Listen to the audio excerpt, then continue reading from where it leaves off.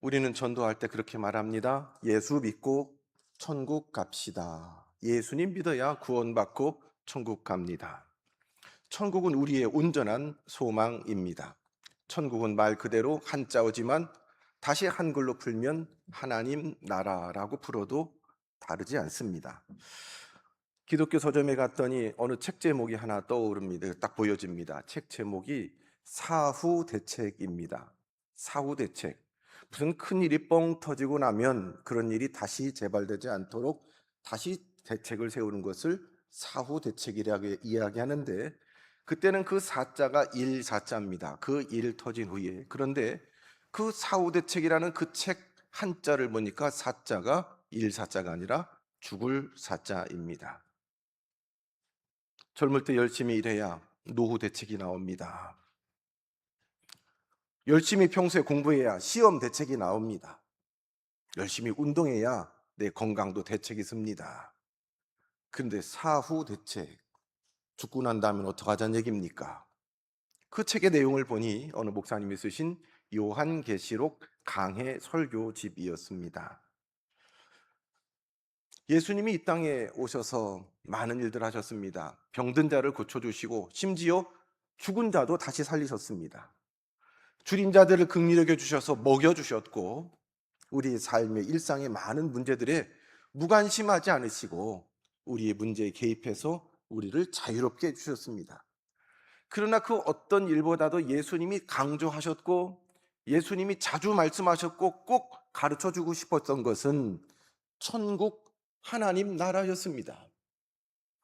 그래서 예수님이 오셔서 제일 먼저 큰 소리로 외쳤던 것이 회개하라, 천국 하나님 나라가 가까웠다.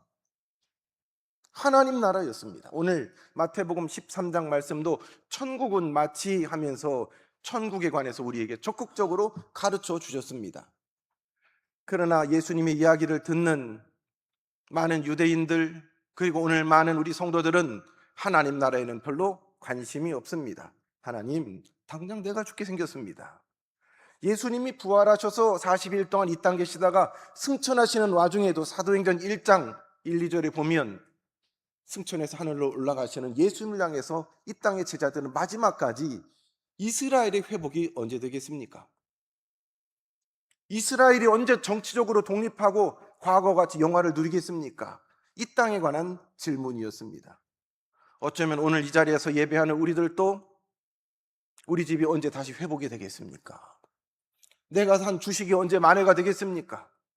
내 건강이 언제 회복이 되겠습니까? 우리는 여전히 하나님 나라 천국을 이야기하고 강조하시고 그렇게 가르쳐 주시고 하시는 예수님 앞에서 이 땅의 것을 이야기하면서 천국은 무관심합니다. 여러분, 천국이 무엇입니까? 예수님이 그렇게 우리에게 주시고자 하시고 예비하시고 우리가 머물러 사는 그 하나님 나라는 어떤 곳입니까?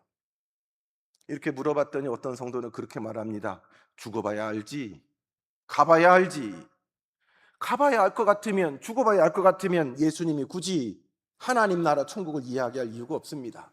그런데도 예수님은 이 땅에 오셔서 많은 인생들에게 하나님 나라를 이야기해 주고 있습니다. 성도님들, 천국은 어떤 곳입니까? 가도 그만, 안 가도 그만입니까? 어떤 분은 이야기합니다. 이 땅에 이쯤 이렇게 우리가 잘 먹고 잘 살고 내가 원하는 거 다 할 수 있으면 이 땅이 천국이 아니겠냐고. 그래서 어떤 분은 그렇게 이야기합니다. 뭐 분당이 저 안 살아봐서 모르겠지만 천당 아래 분당이라고요. 분당보다 좀 나은 곳이 천당이고 천국이라면 여기 우리가 앉아있을 이유가 없잖아요. 열심히 나가서 돈 벌어서 분당의 아파트가 비싼데 거기 가서 살면 천당 비스무리하게 살지 않겠습니까? 천국이 그런 곳입니까? 내가 원하는 것 갖고 하고 싶은 것 하고 먹고 싶은 거 먹고 누리고 사람들 앞에 어깨 펴고 사는 것이 천국입니까? 예수님은 그 천국을 이야기합니까? 많은 사람들은 천국은 죽어야 가는 아주 먼 곳, 나와는 아직 시간도 거리도 멀리 있는 곳, 그곳에는 눈물도 없고 한숨도 없는 곳, 고통도 없는 곳, 그리고 우리가 좋아하는 황금도 다이아몬드도 가득가득 있어서 그 길이 황금길이래지요. 모든 것이 완벽한 곳. 우리 다 그런 생각 어릴 때부터 했었지요. 천국은 흠 하나 없는 완벽한 세상이 그곳이라고 우리는 믿었습니다. 마치 저 뭉게구름 위에 세워진 황금성처럼 말입니다. 그곳에는 착한 천사 같은 사람들만 있고 모든 것이 깨끗하고 티가 없고 이 땅의 모든 문제가 그곳에 없는 곳, 그곳이 천국이라고 우리는 여겼습니다. 근데 예수님이 우리에게 천국은 마치 하면서 가르쳐주는 그 천국은 우리가 막연하게 생각하는 그 천국과 너무나 다르지 않습니까? 예수님은 천국은 황금성 같다라고 이야기하지 않습니다. 얼마든지 긁고 또 긁고 써도 잔고가 남아있는 골드카드라고 말씀하지 않습니다. 오히려 오늘 주님 말씀의 천국은 씨앗이라고 말씀하십니다.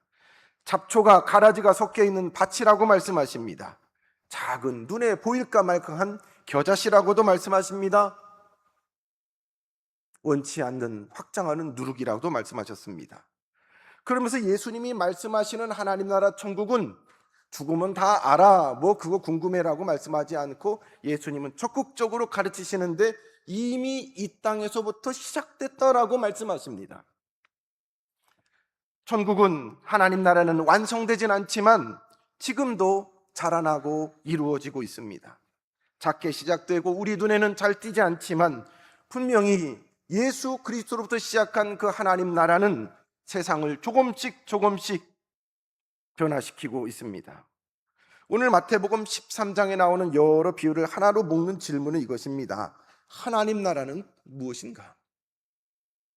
예수님 오늘 우리에게 질문하고 있습니다. 뭔지도 모르고 우리가 천국 소망하는 것은 그 앞뒤가 말이 되지 않습니다. 하나님 나라가 뭔지를 알아야 가고 싶건 가도 되고 안 가도 되는 걸 알 거 아니겠습니까? 예수님은 먼저 하나님 나라는 겨자씨처럼 시작된다라고 말씀하십니다. 유대인들이 기대하던 하나님 나라, 메시아가 오시면 이루실 하나님 나라는 웅장하고 완벽한 것으로 그들은 기대했습니다. 에스겔서 17장에 나온 말씀처럼 하나님이 백향목과 같은 근사하고 꼿꼿하고 웅장한 나무를 심으시고 그 백향목 웅장하고 꼿꼿하게 있는 멋진 나무 밑에 열매가 가득하고 그 나무에 새들이 깃들어 사는 것처럼 그들은 생각했습니다. 나무 중에 백향목은 최고의 나무입니다. 높이 올라갑니다. 튼튼합니다. 그리고 오래오래 성장합니다. 그래서 백향목은 왕의 권세를 상징했고 하나님의 영광을 상징했습니다. 그래서 사람들은 메시아가 오시면 하나님 나라도 백향목처럼 위대하게 될 것이다. 이 땅에 우리나라가 백향목과 같이 될 것이다 라고 그들은 생각했습니다. 그런데 예수님은 백향목은커녕 겨자씨 같다. 충격적이었습니다. 여러분, 백향목하고 겨자씨는 견줄 수도 없을 정도 너무 차이가 나지 않습니까? 우리는 요즘에 겨자씨를 어느 향신료로 쓰기도 하지만 이 당시에 팔레스타인의 야생 겨자는 아주 골칫거리입니다. 잡초와도 같습니다. 한번 퍼지기 시작하면 온통 밭을 덮습니다. 다른 작물까지 다 망쳐버립니다. 사람들은 그것을 잡초처럼 여겼습니다.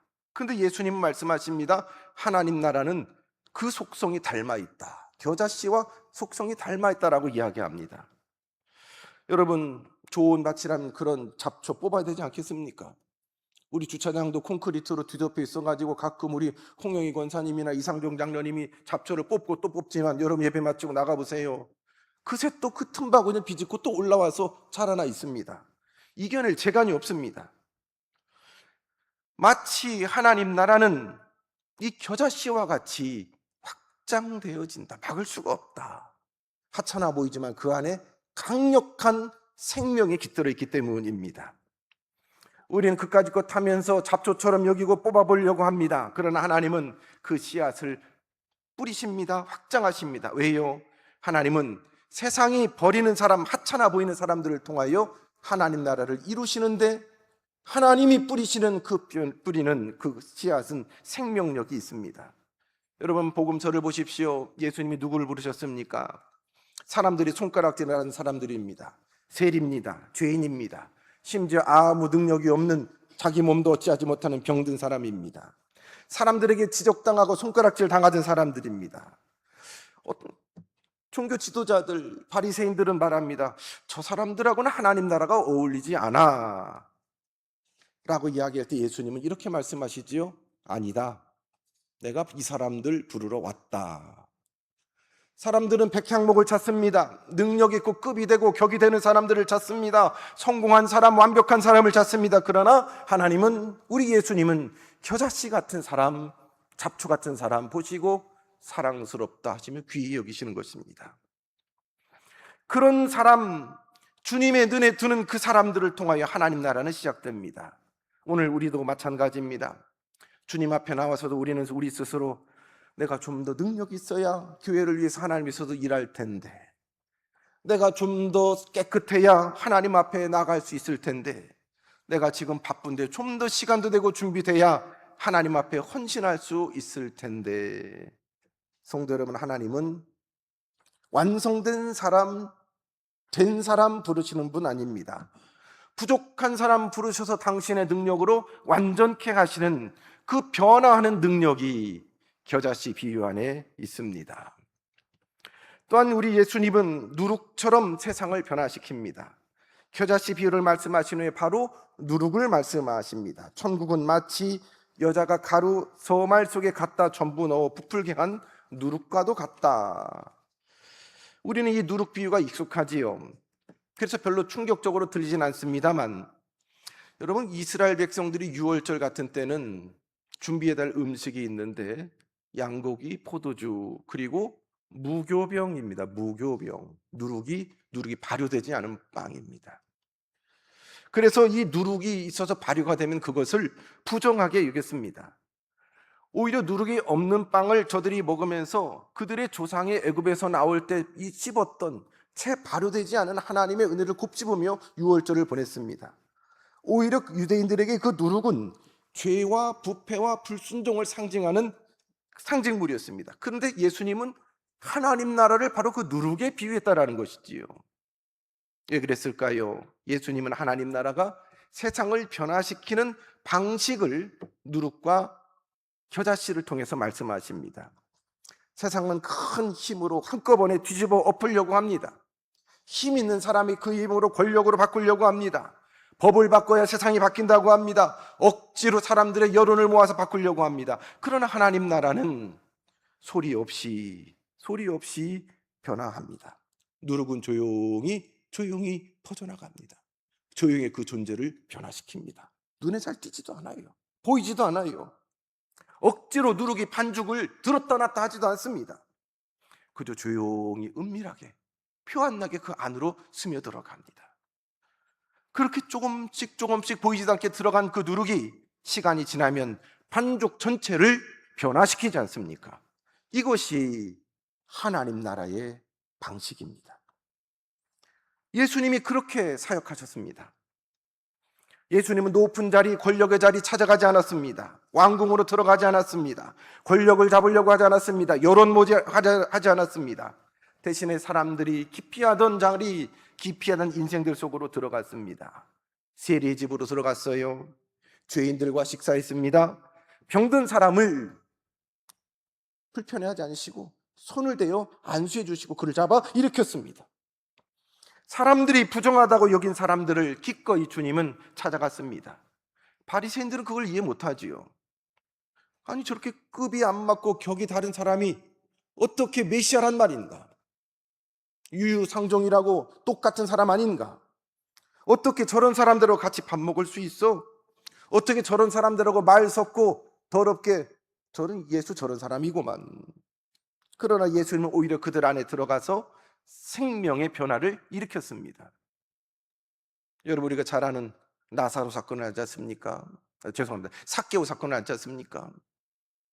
삭개오야, 내려와라. 오늘 내가 너희 집에 가서 같이 유하여야겠리라. 그래서 같이 가서 밥을 먹었습니다. 너 그렇게 살면 안 돼, 정죄하지 않았습니다. 그 안에 누룩처럼 스며들어갔을 때 삭개오 안에 거룩한 변화가 즉시로 일어나지 않습니까? 하나님 나라는 세상을 피해 숨어 사는 나라가 아닙니다. 세상 한가운데 스며들어가서 세상을 변화시키는 나라가 하나님 나라입니다. 오늘 우리 믿음의 여정도 그러합니다. 우린 때때로 세상에서의 삶과 신앙을 분리해서 살려고 합니다. 세상 사람과 섞여서는 안 된다고 이야기합니다. 물론 죄와는 타협하면 안 되겠지요. 같이 갈 수 없는 것들이 있겠지요. 그러나 세상을 등지고 피해서 살아갈 수는 없습니다. 예수님도 죄는 미워했지만 죄인은 사랑하시지 않았습니까? 성도 여러분, 교회가 왜 그러냐고 말하는 분들이 있어요. 교회는 무균실이 아니지요. 교회는 환자가 득실득실한 병원입니다. 무균실에는 건강한 사람만 들어갑니다. 그러나 병원은 아픈 사람이 찾아오는 곳입니다. 예수님이 말씀하시는 하나님의 나라는 병원과도 같습니다. 상처 입은 사람이 와서 건강해지는 곳입니다. 실패한 사람이 와서 다시 용기를 얻고 세상으로 찬송하며 나가는 곳입니다. 어디서도 용서받지 못한 사람, 용서받을 수 없는 사람이 하지 못하는 용서를 경험하고 세상에서 받지 못한 용서를 경험하고 돌아가는 곳입니다. 그래서 우리는 우리 자신에게 스스로 질문해 봐야 합니다. 나는 세상을 향해 문을 닫고 있는 사람입니까? 아니면 예수님처럼 세상 속으로 그들 안에 누룩처럼 확장해 나가는 사람입니까? 나는 그 사람들을 정죄하는 사람입니까? 아니면 그들의 회복을 위해서 품고 기도하는 사람입니까? 나는 내 거룩함만 지키는 사람입니까? 아니면 다른 사람, 다른 인생을 긍휼히 여기며 내 시간과 내 심령을 내어주는 사람입니까? 누룩은 자신을 드러내지 않습니다. 그러나 결국 반죽 전체를 변화시키지 않습니까? 세 번째로 하나님 나라를 예수님은 밭에 감추인 보화와 값진 진주로 비유하십니다. 이 밭에 감추인 보화는 그 밭에서 일하던 농부가 자기 땅도 아닌데 싹군처럼 남의 땅 기경하다가 우연히 그 보화를 발견했습니다. 그런가 하면은 이 값진 진주를 찾는 장수는 처음부터 작정하고 좋은 진주를 찾는 것을 눈에 불을 켜고 다녔습니다. 각각 다릅니다. 이 농부에게, 밭을 가는 농부에게 발견된 보화는 우연히 발견됐습니다. 우연히. 그런가 하면 이 진주 장사는 어디 더 좋은 진주가 없을까 찾아다닌 사람입니다. 이게 다릅니다. 공통점이 있다면 두 사람들이 이거를 발견을 했고 그보다 더 공통점이 있다라고 그러면 그 진주를 알아봤습니다. 가치를 알아봤습니다. 어쩌면 진주 장사보다 더 훌륭한 사람이 이 농부입니다. 농부는 좋은 농작물 어디에 뭐 심으면 내가 더 곡식을 얻을 수 있겠지 싶은데 이 농부가 우연히 발견한 이 보물을, 진주를 알아보았습니다. 알아본 것으로 끝나지 않았습니다. 다 팔아서 자기 것을 다 팔아서 그것과 바꿨습니다. 농부는 몰라도 진주는 진주 장사 아닙니까? 여러분, 장사가 미치고 장사하는 거 보셨어요? 절대 미치고 장사 안 하지요.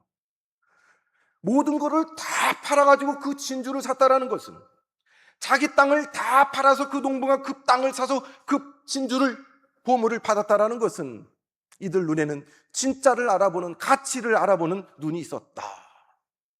자, 주님이 뭘 말씀하세요? 천국 그저 뭐 가가지고 어떤 분은 그래요. 제 대학 때 저희 선배 누구한테 교회 가자고 그랬더니 어떤 분이 그래요. 교회 가면 뭐해? 예수 믿고 구원받고 천국 가야죠. 야, 천국 난 재미없을 것 같아. 무슨 이런 하얀 가운 입고 사람들이 어슬렁 다니고 찬송이나 하고 있고, 야, 거기 술이 있냐, 여자가 있냐, 뭐 우리 안에 당구자가 뭐가 있냐. 나 그거 재미없어. 그런 천국 너 나가. 여러분, 그냥 우리 찬양대처럼 이런 가운 입고 왔다 갔다 하면서 찬송이나 부르고 할렐루야만 하고 재미없을 것 같아요. 가치를 못 알아보는 거예요. 모르는 거예요. 너 나가 그깟 천국. 이 말씀이 무엇이냐? 밭에서 그 보화를 발견한 농부처럼, 진주를 구하며 샀다가 진짜 가치 있는 진주를 발견한 장사처럼 이거다. 아는 사람이 가는 거예요. 사모하는 사람이 가는 거예요. 그래서 다 팔아가지고 그것을 소유한 다음에는 나 오늘 수지 맞았어. 기뻐하며 돌아갔다.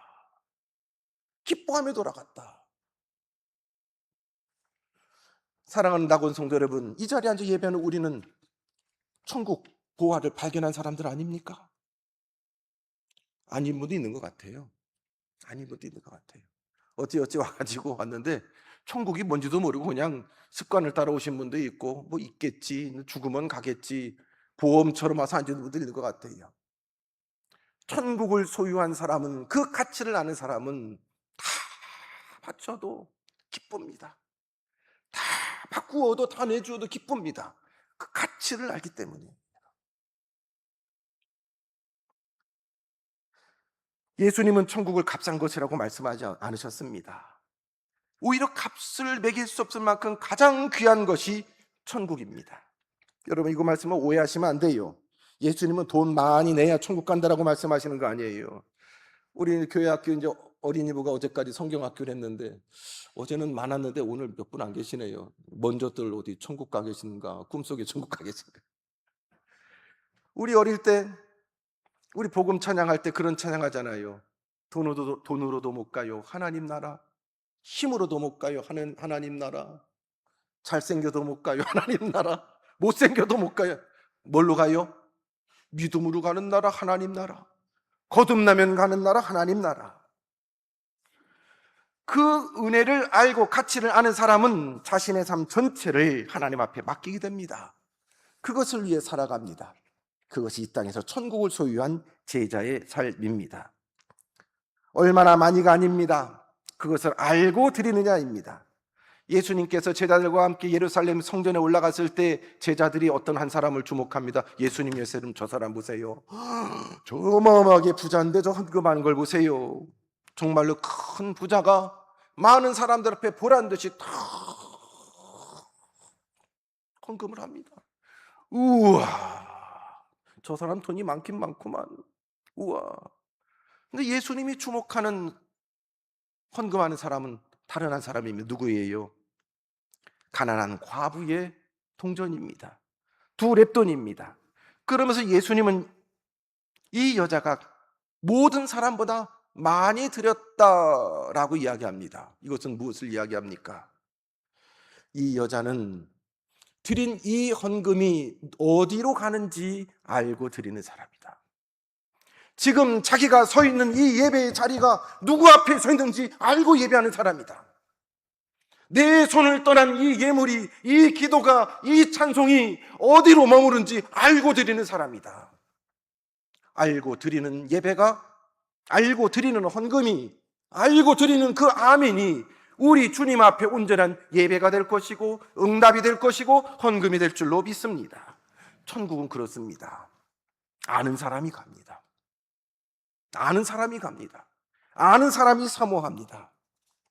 마치 밭에서 보화를 발견한 사람처럼, 그 진주를 발견하고 다 팔아 기쁨으로 그것을 산 사람처럼 그 사람이 천국 소유한 사람이다라고 이야기합니다.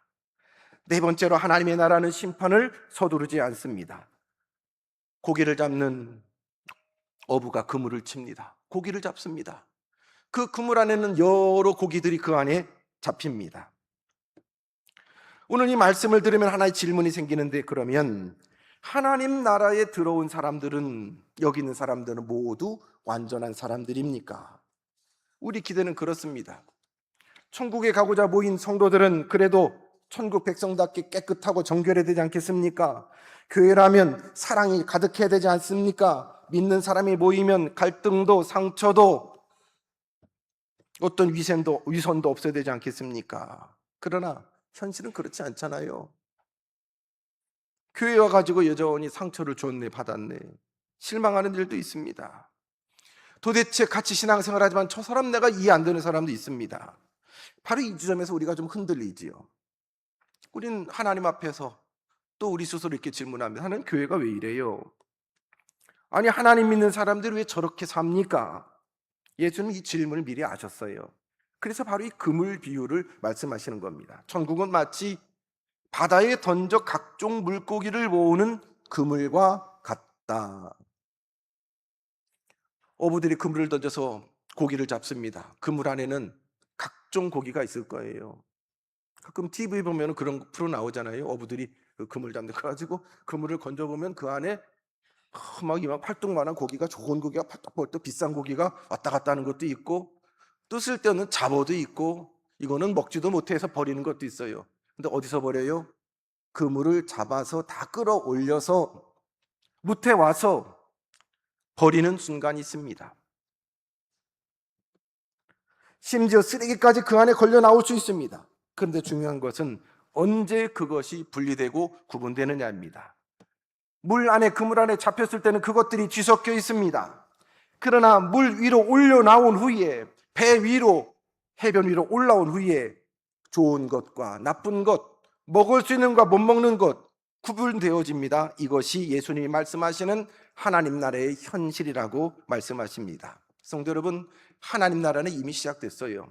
그러나 아직 완성되지는 않았습니다. 그래서 마지막 날이 오기 전까지는 좋은 고기와 못된 고기가 같은 그물 안에 포덕이면서 뒤섞여 엮여 있습니다. 이 말씀은 오늘 우리에게 현실을 정직하게 바라보게 합니다. 여기 있는 우리 교회는 완전한 사람들의 모임이 아닙니다. 우리는 고백합니다. 나 같은 사람이 있는 것 보니 이곳은 병원입니다. 나같이 병든 사람, 아픈 사람, 상처를 주기도 하고 받는 사람이 있는 것 보니 여기는 병원입니다. 그 고백이 있으면 교회 맞습니다. 다 나은 사람, 건강한 사람이 모인 곳은 헬스클럽 아닙니까? 운동장 아닙니까? 여전히 아픔을 가지고 와서 하나님 은혜로 차츰차츰 회복되어지고 건강을 찾아가고 온전해지는 그 은혜를 누리는 곳이 여기 모인 이곳인 줄로 믿습니다. 그러므로 교회 안에 연약함이 있다는 사실 자체가 복음에 실패했다는 증거가 아닙니다. 오히려 예수님께서 이미 말씀하신 현실입니다. 그러면 우리는 어떻게 해야 될까요? 여기에 우리의 본성이 드러납니다. 우리는 자꾸 우리 지난주에 나눴던 말씀처럼 이건 알고 기고 이건 가라지지, 나는 알고 기고 저건 가라지지 골라내고 싶어 합니다. 저 사람만 없으면, 저 문제만 없으면, 저희 참 문제가 많아. 저 사람 우리 교회랑 안 맞아.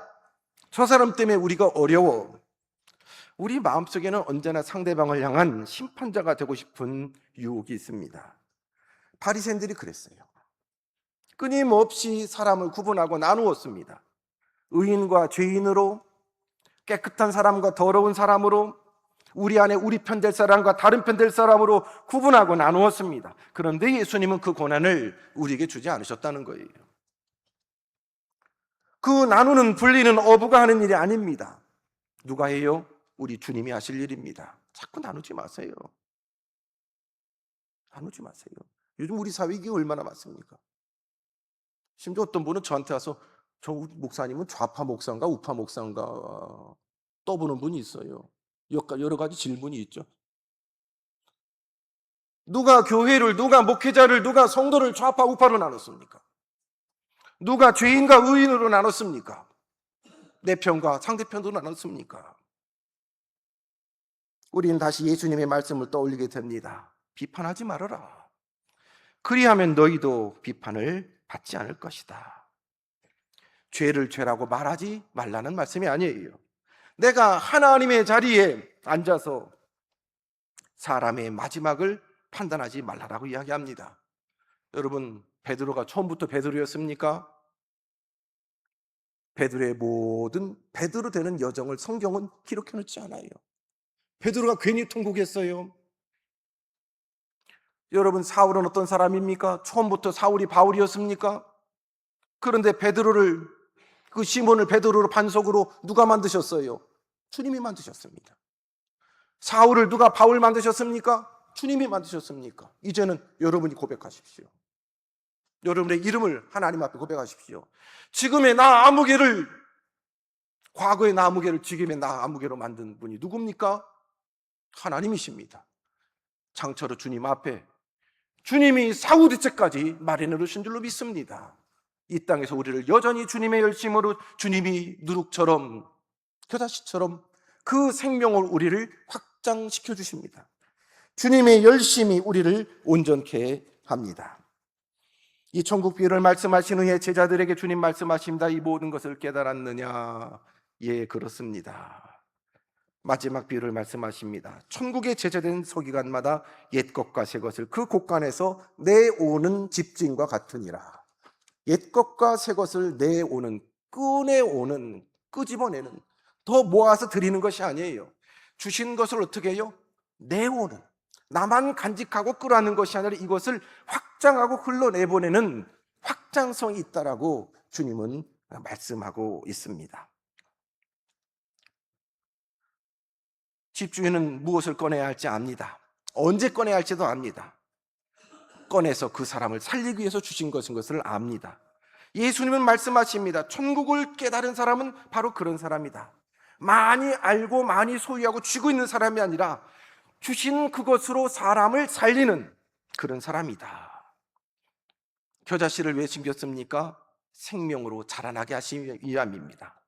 누룩이 왜 불편하게 반죽에 들어갑니까? 반죽을 부풀어 확장하기 위함입니다. 보화와 진주는 왜 모든 것을 포기하면서까지 그 주인들은 그것을 얻었습니까?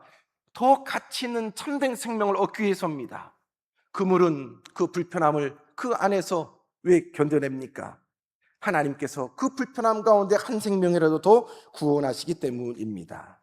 사랑하는 성도 여러분, 우리 예수님은 이 하나님 나라를 우리에게 가르쳐 주셨습니다. 간절한 마음으로 그 하나님 나라의 백성이 너희가 되길 원한다라고 우리 주님은 그렇게 말씀하고 가르쳐 주고 계십니다. 사랑하는 성도여, 그 하나님 나라가 이미 시작되었습니다. 이미 이루어지고 있습니다. 그리고 장차로 주님께서 이루실 것입니다. 그래서 거기서 주님께서 기뻐하시고 영광 받으시는 하나님 나라 백성으로 이 땅을 살고 영혼을 하나님 앞에 살아가시는 주의 백성 되기를 주님의 이름으로 축원합니다. 주님, 거룩하신 부르심 앞에 우리가 여기 있습니다. 우리에게 모인 이 자리 가운데에 주님이 함께 하시네 하나님 나라 경험하게 하시고 이 자리를 떠나 성도들이 머무는 가정과 일터 가운데 그 하나님 나라가 확장되게 하옵소서. 예수님 이름으로 기도드리옵나이다. 아멘.